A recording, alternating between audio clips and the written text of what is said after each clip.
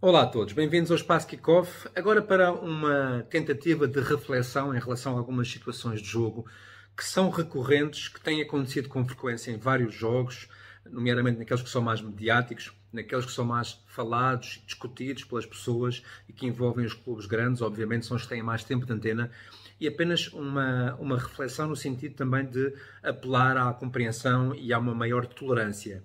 Como já repararam, a videotecnologia e as próprias transmissões televisivas, cada vez mais tecnológicas, com mais e melhores meios, com uma capacidade de apurar ao mais ínfimo pormenor cada movimento, cada jogada, cada contacto, elas de alguma forma estão a retirar do jogo a sua essência. A essência que, por princípio, o contacto é permitido e só os contactos claramente faltosos é que devem ser punidos.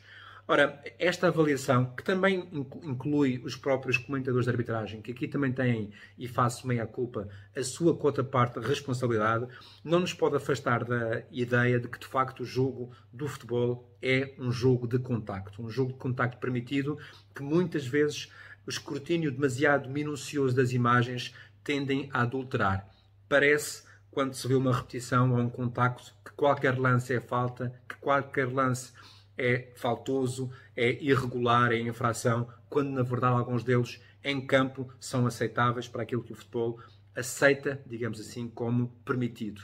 Isto acontece em momentos vários do jogo. Este fim de semana, por exemplo, nós tivemos lances nos três grandes que são discutíveis sob esse ponto de vista. Estou a falar, por exemplo, do Tondela-Porto, em que há lances quer na área do Tondela, quer junto à área do Porto, lances de eventual pontapé de penalti, com entradas primeiro na perna, depois na bola, com possíveis mãos, com possíveis cartões vermelhos ou amarelos em lances discutíveis. Estou-me a lembrar do lance do Pepe, por exemplo. No Benfica também tivemos um lance discutível na área do Vizela, entre um jogador do Vizela e o Lucas Veríssimo, quem toca na bola, quem não toca, quem toca no pé. Também no Sporting, alguns lances de potencial simulação em que os jogadores são advertidos, eventualmente por não terem feito falta, porque é o jogador que depois simula a infração e vai ludibriar o árbitro. Enfim, há um conjunto de situações que são, eu diria, perversas para analisar, sobretudo para quem está em campo. No meio disto tudo, um pedido apenas, até faço a mim próprio, mas também faço a todos aqueles que me estão a ouvir. Primeiro, em relação ao vídeo-árbitro, ele de facto só pode intervir quando o erro em campo é absolutamente evidente. Convém não nos esquecermos disto.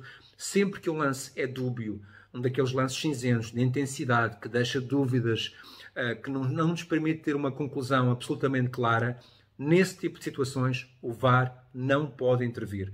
Convém todos nós não nos esquecermos disso.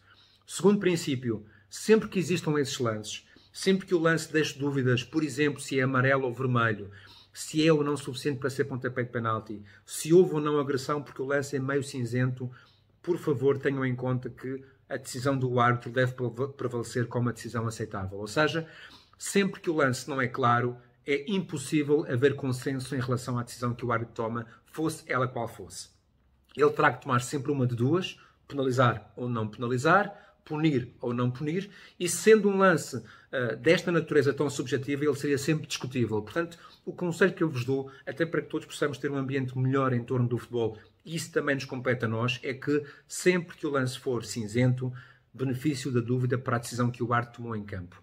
Isso não quer dizer que seja a decisão correta, não quer dizer que seja a melhor decisão, mas quer ao menos dizer que, não havendo clareza, alguma decisão tinha que sair, e é importante todos termos a capacidade de respeitar e de tolerar essa decisão, mesmo que não concordemos.